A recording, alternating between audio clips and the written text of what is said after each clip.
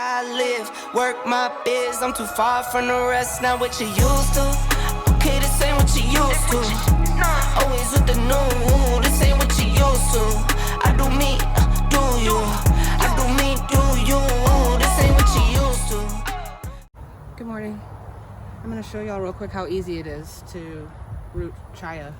This is tree spinach, or chaya, or whatever other names. Put them on the screen, future Keisha. Lots of other names. But it roots really easily from cutting. I started all of my chayas, all my chaya plants that I have now, from cuttings. I'm just removing these little branches. I harvested the leaves earlier.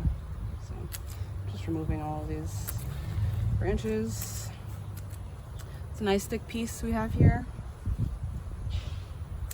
Chaya has to be cooked before eating it. It has cyanide in it, so you have to cook it to make it safe to eat, which is why I'm just dropping these right now and not trying to eat them. Although, yeah, I could take them home and prep them, but I already harvested enough chaya for today. I've got 4 pots prepped, and so I'm gonna get 4 cuttings here. I try to usually do about 6 inches. There's a sticky white latexy thing that comes out of the tree spinach when you cut it. Sticky stuff gets on everything. It's hard to get off. But it doesn't bother my skin, but you know, everybody's different. Anyway, so I want to get like 6 inches-ish. I'm sure you guys have heard this, but most growers say it's helpful to measure your hands and feet, fingers and feet, so you can have that as a measuring stick. And so I already know that from my tip of my middle finger to like here is 6 inches. And I know by looking now, but before I would kind of hold my hand up and say, oh, I want it like palm size each cutting. So that's kind of like a rough way to measure. So anyway, I'm going to cut these.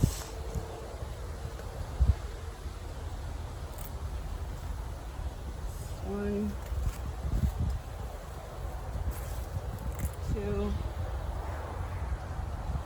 3. Oh, man, I'm good at this. 4, perfect. Got right to the end before I ran out of the stick, or the stem. You do want to make sure you pay attention to what side is up. There's no leaves on it anymore, so I don't exactly know what side is up, except you can see where the leaf nodes are. Yeah. It should have the little nub on the top. That's up. Sometimes you can see there's a little green where the leaf was. That's helpful to know, oh, this way is up, because the leaves point up on the tree. And so you know that your bottom is here and your top is here if you're cutting. It's kind of like a heart on chaya. The leaf node kind of dips down in the center where the leaf comes out. And so I sometimes, if I need to, I remember like, oh, it's shaped like a heart and that's up. This is the right direction to plant it. Or you can just do what I just did, which is cut them and grab them as you cut them. And you keep them all going in the same direction, so you could just plant them. All right, let's get these into some soil. All right, we're ready to get these planted. I happen to have 4 cups full of, it looks like cocoa coir and vermiculite from some cuttings that have failed in my nursery that I hadn't noticed. So I just pulled those dead cuttings out, and I'm gonna use the same soil. I put a fresh label on it, so I know what it is. So I've got a chaya label on it now. And I literally do absolutely nothing to these cuttings. I don't use rooting hormone, I don't scrape off the cambium, I don't do anything. It's just a fresh cut, and I stick it right into the soil, dirt, whatever. I've used native soil, which is just sand with nothing in it. I've used straight cocoa coir. I've used some of that bagged soil. I've stuck these right into the ground. So far, they pretty much work. They pretty much all root. I haven't had that many failures with chaya, but it can happen. It happens. That's why you do multiple. This is my cutting. I've already oriented it so I know this side is up because the leaf node is on the top.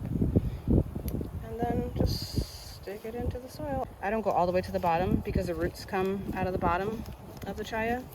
So I stick it like midway, wherever my soil line is, I stick it to about, not quite midway, a little bit less than mid. So I stick it about here so that the roots have space.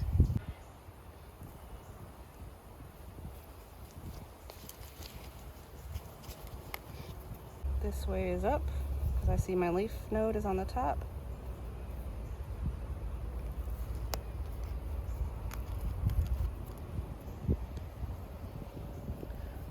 Last but not least, this green one. It may not root, but we're gonna try it. I've had some of them root. Boom. All right, and that's it. I'm not gonna water these. I'm not gonna do anything to them because I'm gonna stick them over here in my nursery. I'll stick them here where they're getting a good amount of shade, and they'll get rainwater. And we'll see how they do. We'll check on these in another week or so.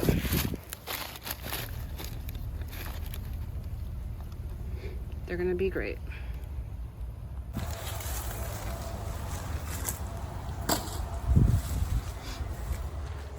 All right, it's been about 2 weeks. Let's check on our chaya cuttings.